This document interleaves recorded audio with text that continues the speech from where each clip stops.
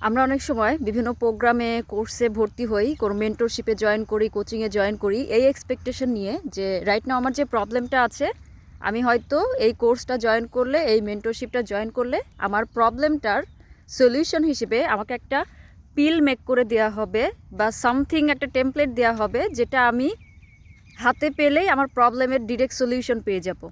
But coaching মেন্টরশিপের কনসেপ্টটা কিন্তু এরকম না।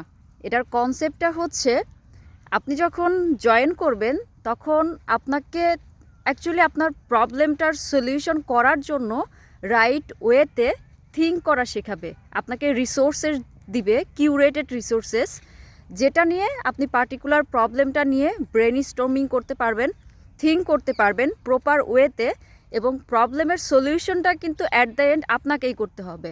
ধরেন আপনি কোনো এক্সপেন্সিভ প্রোগ্রামে জয়েন করছেন, স্টিল যদি মনে করেন যে আমি অনেক টাকা দিয়ে জয়েন করছি, তার মানে হচ্ছে এখানে গেলে আমি একটা পিল পেয়ে যাব, টেমপ্লেট পেয়ে যাব, যেটা জাস্ট কপি পেস্ট করব বা হাতে পেলে আমার প্রবলেমটার সলিউশন ডান। জিনিসটা এমন হবে না। কাজটা অ্যাট দ্য এন্ড সব কিছু আপনাকেই করতে হবে।